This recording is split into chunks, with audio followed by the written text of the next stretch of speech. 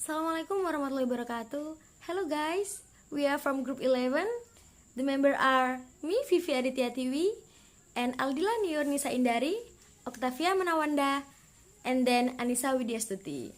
We will present about journal or article translation analysis. Okay, next I will explain definition of journal translations. What is journal translation? Journal translation is an academic journal of translation theory and practice with a particular interest in translation. Simpelnya gini, terjemahan jurnal itu adalah suatu produk atau hasil dari terjemahan. Dikatakan hasil berarti sudah melalui proses penerjemahan dari bahasa sumber ke bahasa target oleh seorang penerjemah. Ini ditujukan untuk menunjang bidang akademik seperti bahan ajar, bahan diskusi, atau sumber penelitian dan sebagainya. Okay, next. As we know that in journal there are chapter consists of abstract, introduction, methodology, data and analysis, and the last conclusion. So now we will explain how to analyze that. For the first speaker, Miss Aldila Nisa Indari, time is yours. Okay, now I will explain about some sentence contained in the abstract section in a journal. Here the research tag lokasinya berada pada jalur utama transportasi Pantura Jawa Tengah. In the target text, it lists on the main transportation route of the north coast of Central Java. Teknik yang digunakan untuk yang pertama yaitu description. In the search language, there is the word Pantura, which is abbreviation of a word. However, the translator changed it and explain what the word Pantura mean. Jadi di sini translator pada search tag di situ terdapat kata Pantura Jawa Tengah. Sementara di target text translator lebih mendetailkan atau menjabarkan apa arti Pantura, karena sebetulnya Pantura itu adalah singkatan yaitu Pantai Utara Jawa Tengah. Okay, the second is generalization.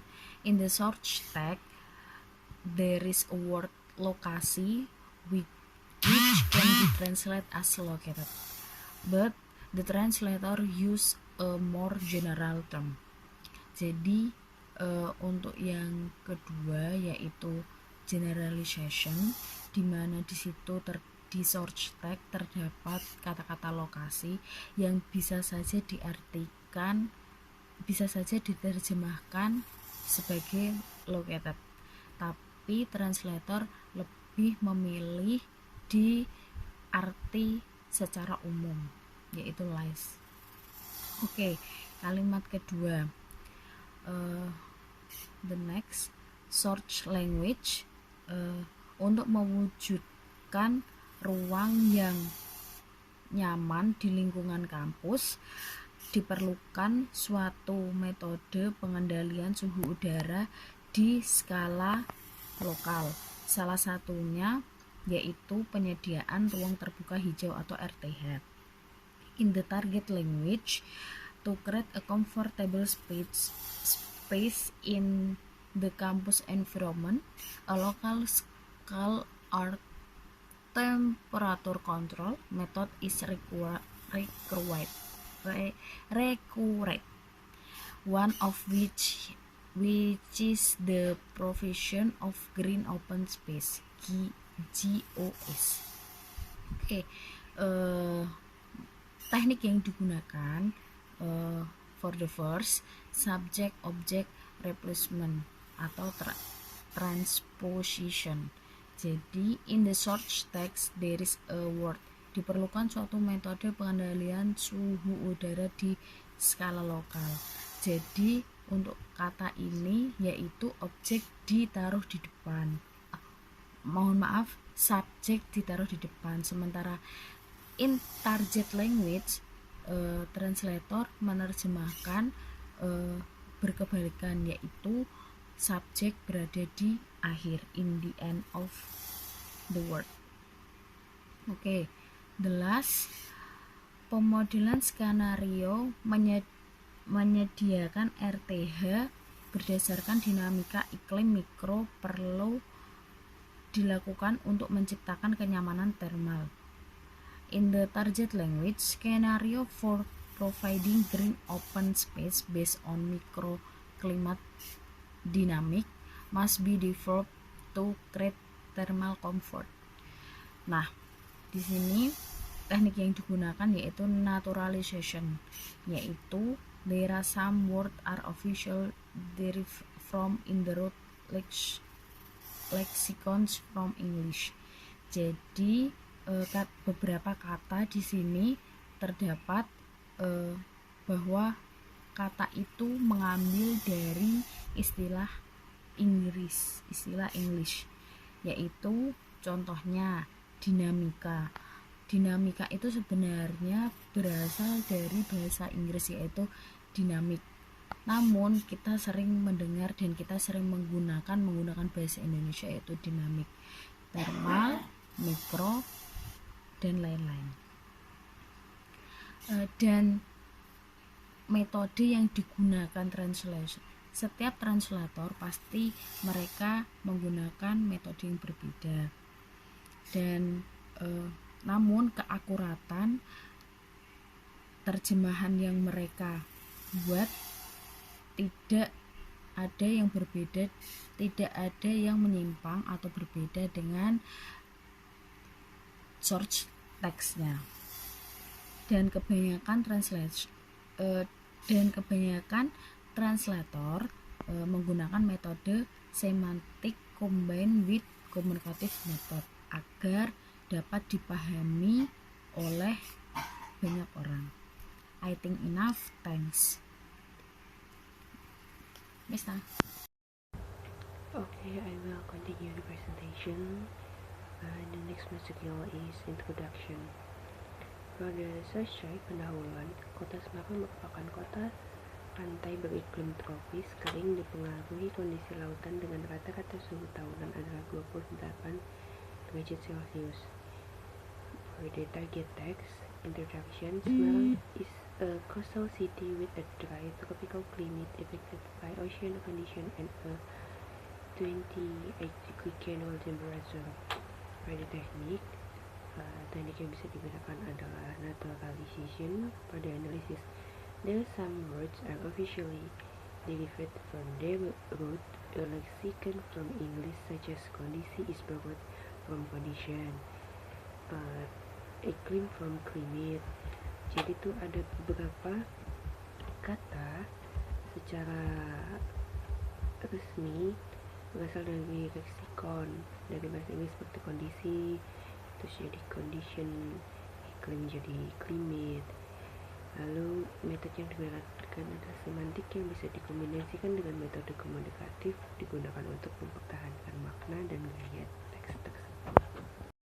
For the next is subject, bagian kedua, yaitu ruang terbuka hijau adalah tentang lahan terbuka yang di dalamnya tidak ada bangunan dan terdapat tumbuhan hijau dengan pepohonan yang menjadi ciri utama dan tumbuhan lain seperti perdu, semak, rumbutan, dan lainnya, serta fasilitas atau benda lainnya yang merupakan pelengkap dan penunjang fungsi RTH. Nah, target teksnya adalah given open space is an open landscape with no buildings in green plains, the most well known of which are trees as well as other plants such as scrub, bushes, grasses, and others, in addition to other facilities of objects that supplement and support the function of green open space. Jadi di sini saya menggunakan teknik generalization. Untuk analisisnya adalah in the subject there is the word pelengkap, which is can be complement, but the translator use a more general term namely with supplement in the target text. Dalam teks sumber yang terdapat kata pelengkap ini dapat diterjemahkan menjadi complements, tetapi penerjemah menemukan istilah yang lebih umum yaitu dengan suplemen di dalam teks target tersebut. The next is methodology. In Substract, metodologi menggunakan pendekatan deduktif kuantitatif rasionalistik dengan pengolahan data spasial menggunakan analisis deskripsi rasionalistik, dan target teksnya adalah a rationalistic quantitative deductive approach was used as the methodology with spatial data processed using rationalistic descriptive analysis. Di sini teknik yang digunakan adalah description. In the subject, the authors want to explain what methods were used in the study, and then localization. For the analysis, there are some words and official derived from the lexical form English, such as methodology from methodology, rationalistic from rationalistic. Jadi di sini itu penulis ingin menjelaskan metode apa yang akan digunakan saat melakukan penelitian ini. Lalu di dalam kata tersebut terdapat beberapa leksikon kata dalam bahasa Inggris seperti contoh yang sudah disebutkan tadi. And the last is methodology for the subject is variable microclimate dan ruang terbuka hijau atau bisa disebut RTH, indikator mikroklimat suhu udara, kelembapan udara dan angin, sedang indikator RTH vegetasi tanaman dan luasan RTH.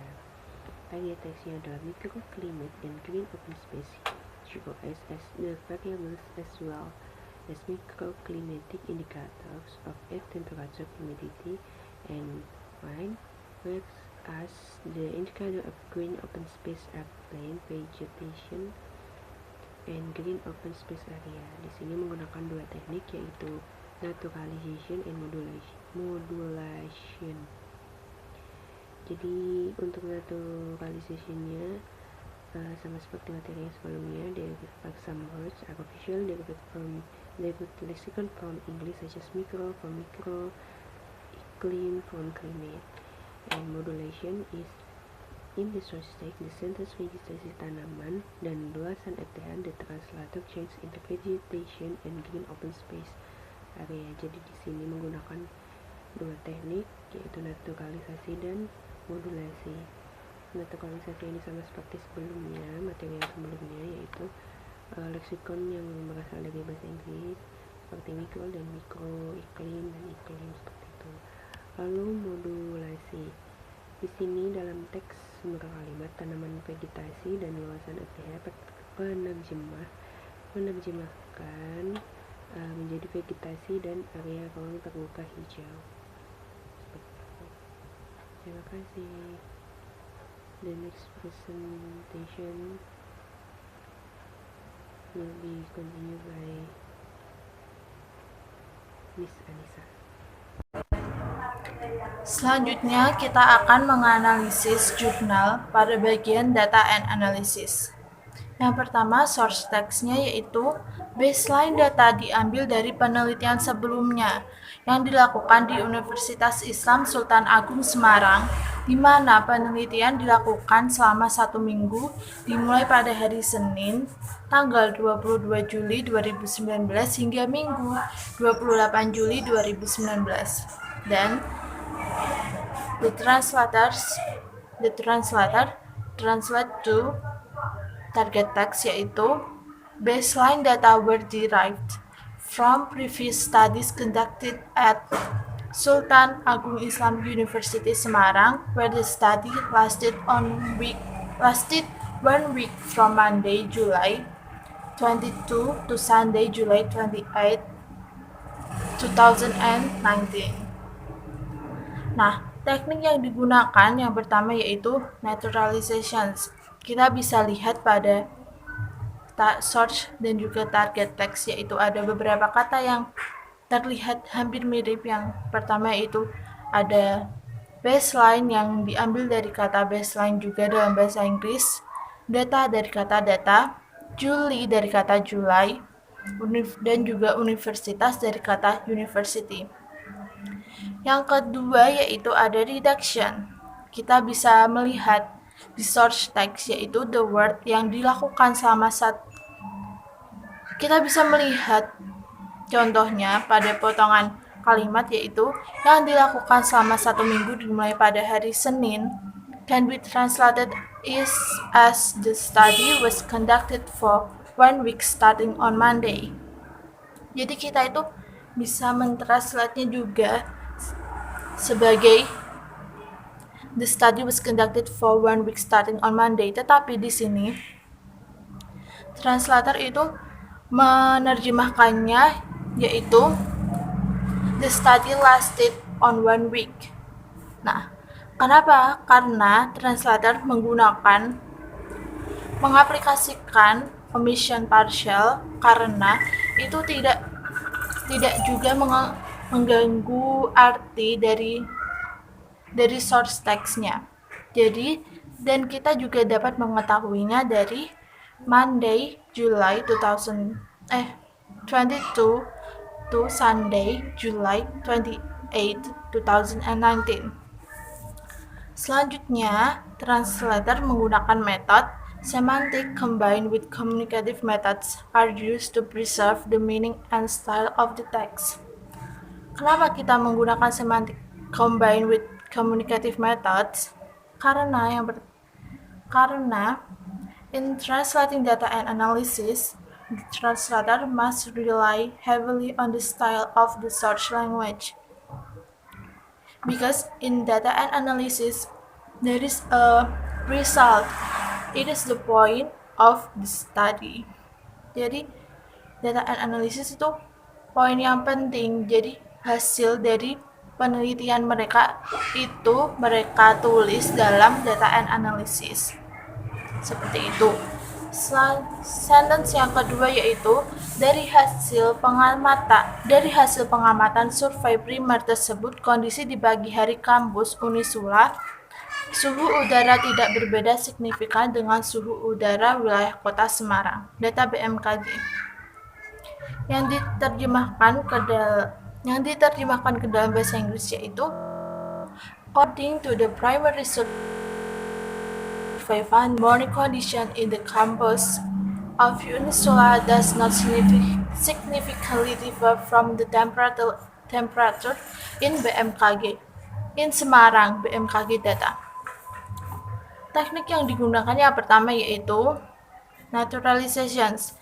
Seperti yang kita lihat itu ada beberapa kata yang hampir mirip yaitu survey dari kata survey juga, significant dari kata significant, campus dari kata campus.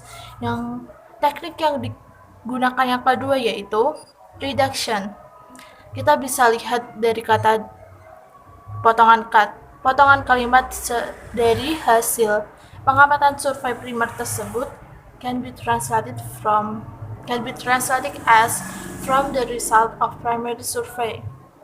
Jadi dari hasil pengamatan survei itu bisa diterjemahkan ke dalam ini, tapi di sini translator menggunakan according to the primary survey findings. Selanjutnya yaitu ada kondisi di pagi hari kampus Unisula, suhu udara tidak berbeda signifikan. Di sini ada. Nah, terus kita bisa juga mentranslate-nya sebagai the air temperature in Unisula campus in the morning is not significantly differ. Tapi di sini translator menggunakan teknik reduction yaitu menjadi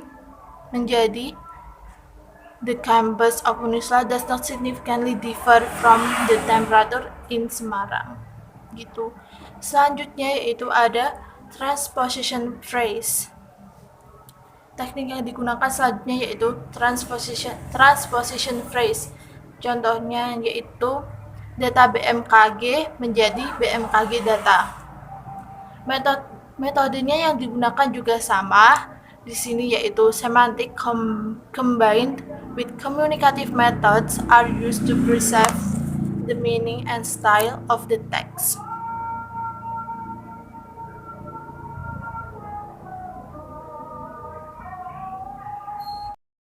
Okay, I will explain how to analyze conclusions. In source text, kampus Unisula yang berlokasi di jalur arteri primer Kaligawe berada pada kawasan pesisir kota Semarang. And the target text, the campus of Unisula is located on the Kaligawe primary artery road in the city of Semarang's coastal area. Teknik yang digunakan oleh translator. For the first, reduction. There is a relative pronoun which is missing in the target text as a matter of fact. There is the source text referring to clause. Dalam bahasa sumbernya itu ada sebuah kalimat bla bla bla bla yang berlokasi bla bla bla bla. Translate by sedangkan di teks targetnya itu diterjemahkan is located gitu. Jadi kayak menghilangkan relative pronoun, kata yang itu dihilangkan, dan seharusnya bisa menggunakan which is located. And the next technique, naturalization. There are some words are officially derived from their root lexicon from English, such as campus borrowed from campus, and then lokasi from location, artery from artery, primer from primary. Okay, for the next sentence, source text, kondisi vegetasi dengan karapatan pohon yang tinggi dan luas penutupan lahan akan mempengaruhi kondisi iklim mikro, suhu udara dan kelembapan udara, juga akan menentukan tingkat kenyamanan. Sedangkan di target teksnya, high tree density and land cover area will greatly affect microclimatic conditions, air temperature and humidity, as well as the level of comfort. Teknik yang digunakan itu ada modulations. The source text, the sentence, kondisi vegetasi, bla bla bla bla, penutupan lahan. The translator change into high tree, bla bla bla, cover area. The point of view change it in lexical. Jadi yang di bahasa sumbernya itu ada kata-kata kondisi vegetasi bla bla bla bla lalu penutupan lahan. Nah, di teks targetnya itu diubah, posisinya tuh diubah menjadi high tree. Nah, itu hanya perubahan sudut pandang saja, namun tidak merubah makna yang akan disampaikan, tidak mengkhianati makna. For the next technique, transposition, shifting in forms. The sentence is in the form of verbal sentence. Di situ ada kata juga akan menentukan tingkat kenyamanan, but somehow the translator change it into noun phrase, as well as the level of comfort, to make it even firmer in the contextual meaning, untuk memperkuat makna kontekstualnya. Namun bisa diganti menggunakan it will be determined gitu. Jadi sama-sama verbal, kalimat verbal. Yang tadi itu kan dari verbal sentence diubah menjadi noun phrase gitu. Tapi seharusnya bisa juga diganti verbal sentence menjadi verbal sentence juga bisa. It will be determined in the level of comfort. Namun dua kalimat tersebut itu tidak mengkhianati makna, nggak apa-apa gitu. And then for the next technique, naturalization. There are some words are officially derived from their root lexicon from English, such as kondisi is borrowed from condition, iklim from climate, and micro from micro. Okay, for method, semantic method combined with the communicative translation method. Semantic is used for the meaning and style of the text, while the communicative translation method is intended to convey meaning in a way that is accepted in the target text. Okay, I think enough. That's all for me. Wassalamualaikum warahmatullahi wabarakatuh. Thank you.